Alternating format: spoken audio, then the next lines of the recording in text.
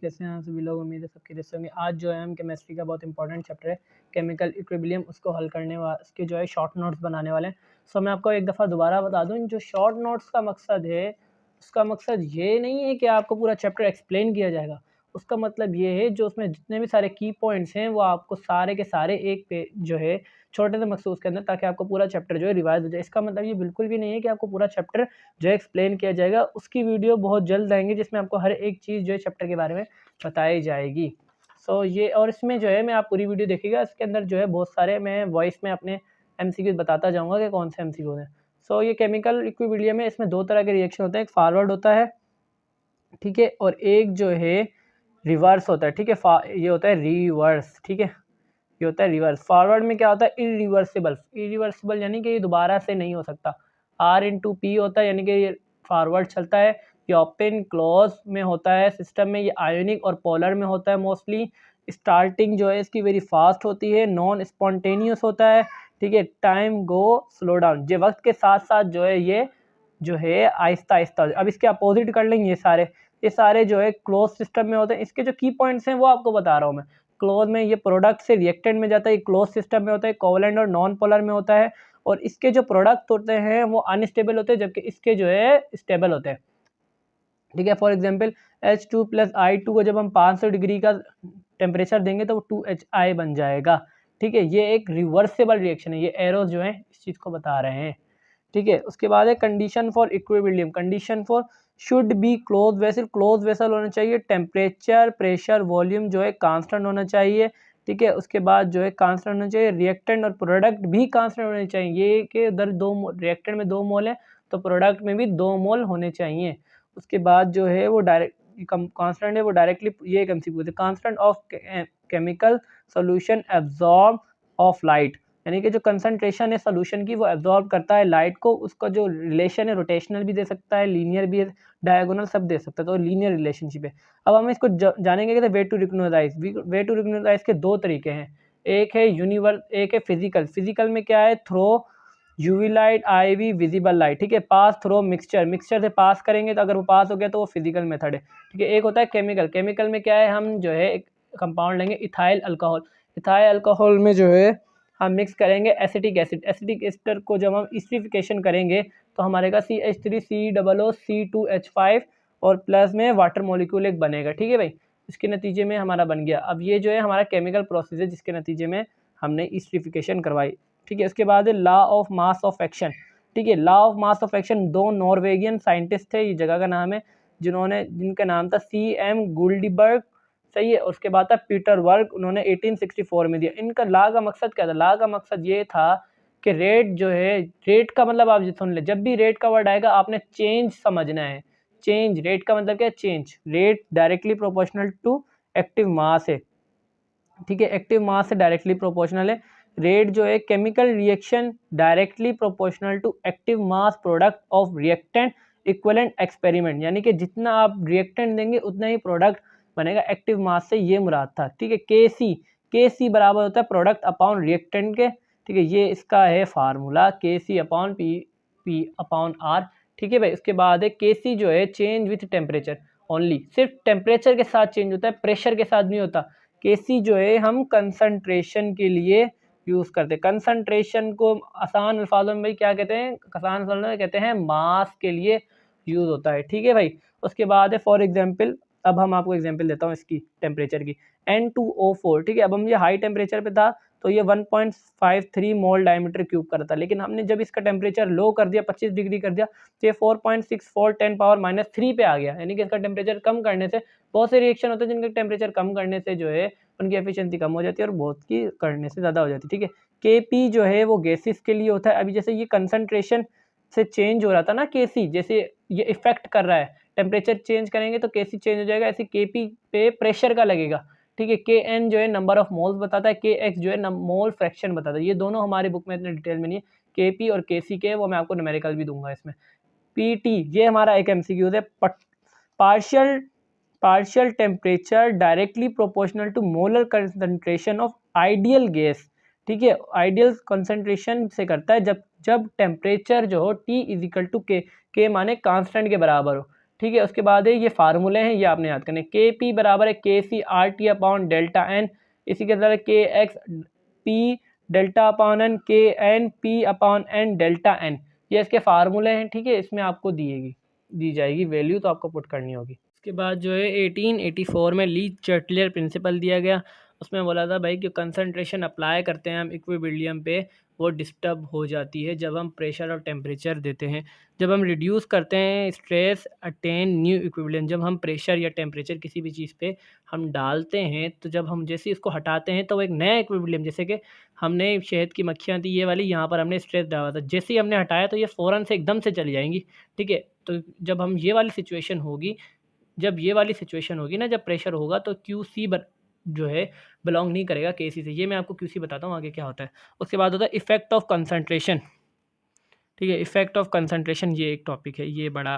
ठीक है, अब टूवर्ड राइट, ये राइट की तरफ जाएगा। If amount of reactant add vice versa, vice यानी वर्सा मानी होता है उलट, और प्रोडक्ट रिमूव। अब ये देखो भाई H2 + I2 इरिवर्सिबल 2HI, अब जो है ये टूवर्ड राइट, यानी कि प्रोडक्ट तब बनेगा जब हम रिएक्टेंट को डालें, जाहिर सी बात है जब ये डालेंगे तो यही बनेगा ना भैया, और प्रोडक्ट को निकाल दें या फिर इसको निकाल दें तब भी यही बनेगा। देखो सेंस भी लगाओ ना थोड़ा, अगर हम रिएक्टेंट डालेंगे तो प्रोडक्ट बनेगा, अगर हम प्रोडक्ट निकाल देंगे तो रिएक्टेंट क्या बनाएगा, प्रोडक्ट ही बनाएगा ना, तो ये राइट की तरफ जाएगा।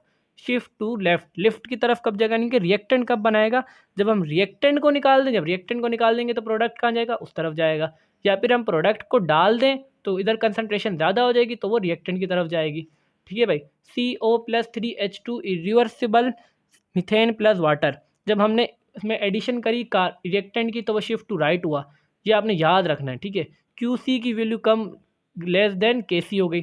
ठीक है, लेकिन जब हमने रिमूव करा P, शिफ्ट टू राइट ही होगा, क्योंकि देखो हमने एडिशन करा कार्बन मोनोऑक्साइड का, जब हमने इसमें एडिशन करा रिएक्टेंट का तो हमारा राइट की तरफ हुआ। ठीक है, शिफ्ट टू राइट, राइट कहाँ है, ये प्रोडक्ट की बात कर रहे हैं, तो QC लेस देन QC। लेकिन जब हमने प्रोडक्ट निकाला, प्रोडक्ट निकालेंगे तो भाई रिएक्टेंट प्रोडक्ट ही बनाएगा ना, ये जब निकाला तो ये वाला हिस्सा इस तरफ ही आएगा ना। ठीक है, ऐसे। अब उसके बाद है एडिंग, अब ये है उसका उलट, वाइस वर्सा जिसे कहते हैं। ठीक है, ये है इसका उलट, जिसमें हम एडिंग पी प्रोडक्ट डाला, शिफ्ट टू लेफ्ट, अब ये यहाँ से यहाँ जाएगा। ठीक है, QC ग्रेटर देन KC। ठीक है, इसमें आपने QC जो है ग्रेटर, ये मैं आपको बताता हूँ QC क्या है।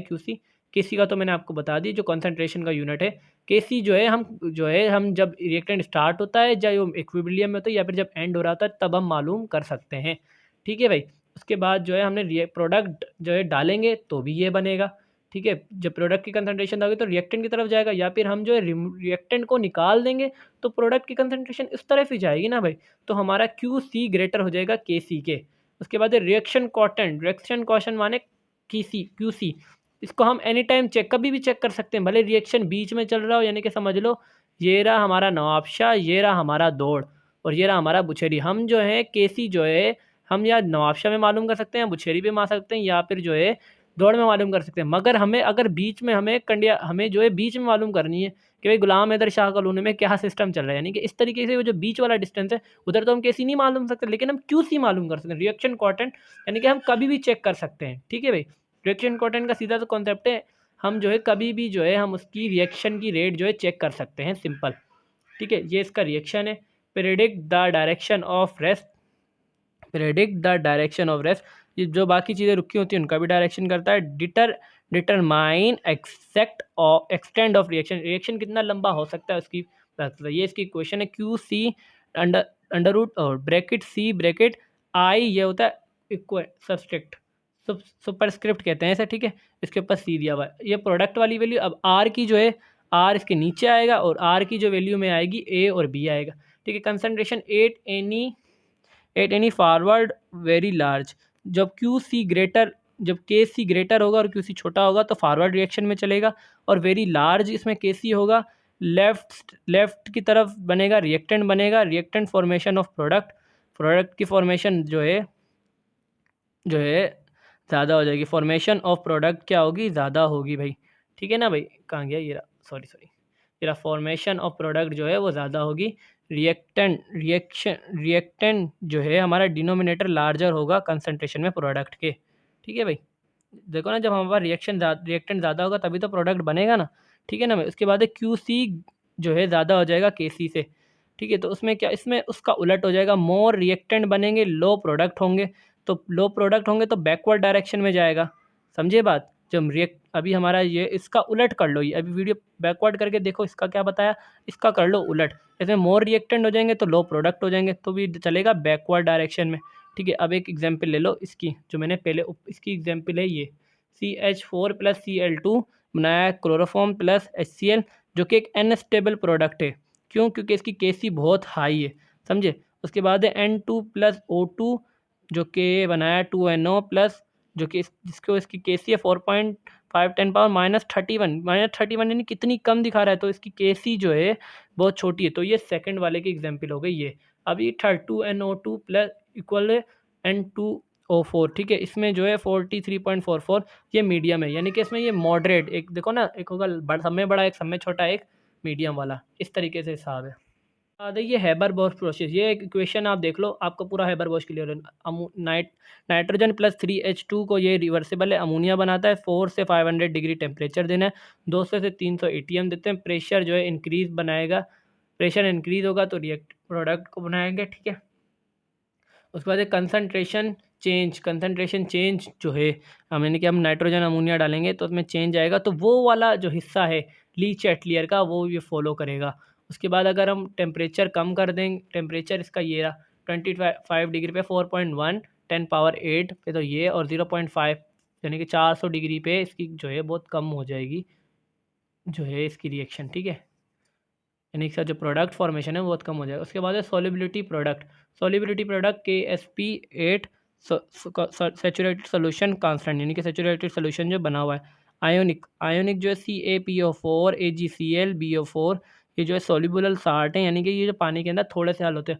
Amount of being dissolve in gram per diameter cube of solvent, यानी कि पानी के अंदर थोड़े से हल होते हैं। यानी कि एक पानी के गिलास में पानी डाला, उसके ऊपर थोड़ा सा नमक डाला, थोड़ा सा घुमा दिया यूँ, लेकिन थोड़ा सा जो है ऊपर तैर रहा है। ठीक है, ये सोल्यूबल साल्ट पूरे नहीं होते।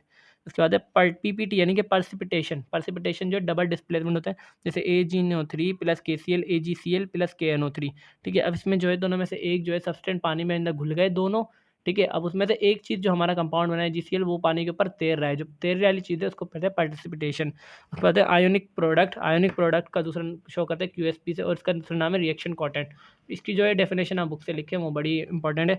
और आयोनिक प्रोडक्ट जो है दो तरह की होती है, एक होती है अनसेचुरेटेड और एक होती है सेचुरेटेड, जबकि जो PPT है वो सेचुरेटेड की होती है। यहाँ पे मैंने लिखा हुआ है, आप डेफिनेशन है सेचुरेटेड सोल्यूशन, ये देखें भाई, सेचुरेटेड सोल्यूशन ये होती है, अन दोनों की होती है।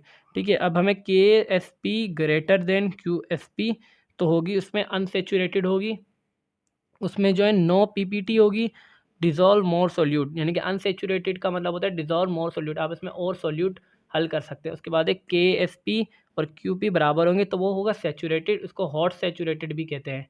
ठीक है, उसके बाद जो है QSP ग्रेटर देन KSP, एक मिनट मेरा कैमरा ब्लर हो रहा है। ठीक है, अब हाँ ये हो गया, तो उसको बोलेंगे सुपर सेचुरेटेड में already dissolve extra.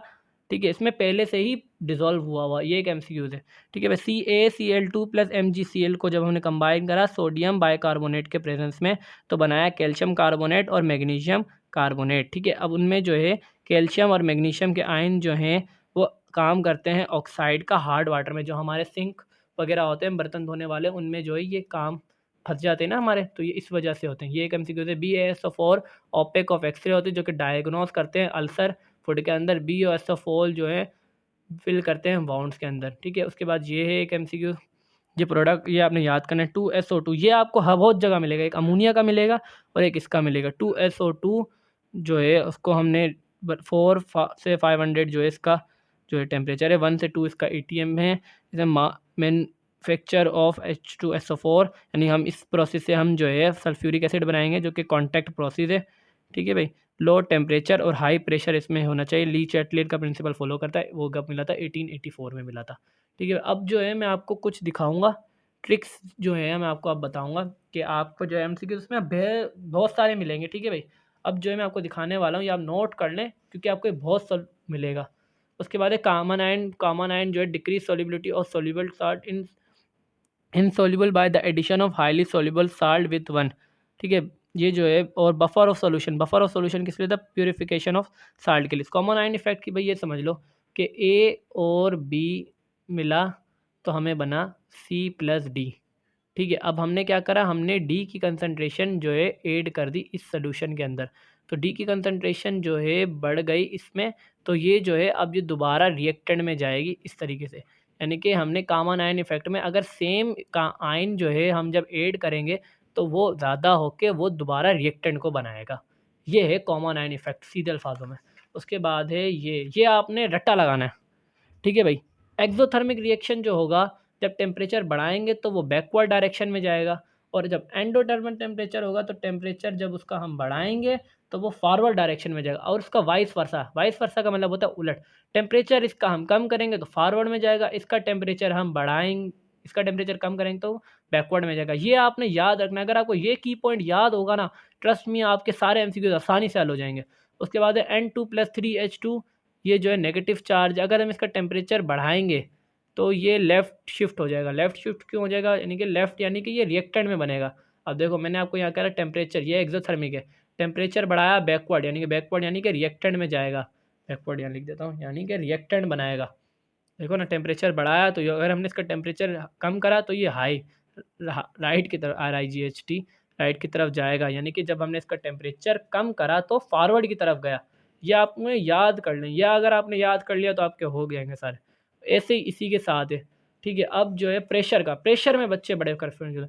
Effect of pressure, check number of mole, simple सा भाई, देखो CH4+Cl2 CH3Cl2, ये एक रिएक्शन है। ठीक है, अब मैं आपको नीचे वाला PSL वाला PCl5 प्लस जो कि रिएक्शन PCl3+Cl2, प्रेशर हमने बढ़ाया शिफ्ट लेफ्ट, प्रेशर हमारा बढ़ाने से जो है वो लेफ्ट, यानी कि वो रिएक्टेंट बनाने लग गया, अब देखो भाई कहानी सुनो, मेन कहानी सुनो वाली नहीं। अब देखो यहाँ पर देखो 1 मोल, ये हो गया 2 मोल, ये कितना है 1 मोल, यानी कि यहाँ पे मोल ज़्यादा है, यहाँ पर 1 मोल है।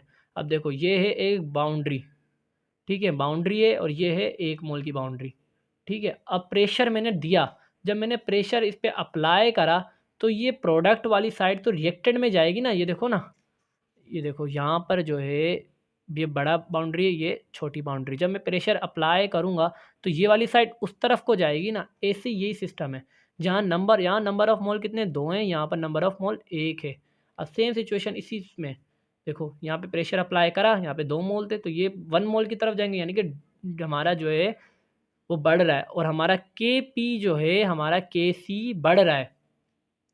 ठीक है, ये आपने याद करनी है चीज़, ये आपने ट्रिक है एक, कि आपने उस पर आपने दबाव से याद रखना है। ठीक है ना भाई, और टेम्परेचर की मैंने आपको बताया कि अगर आपको ये 2 चीज़ें याद हो गई, कोई सा भी MCQ आप ये ट्रिक लगा के देखें, कसम से हल हो जाएगा।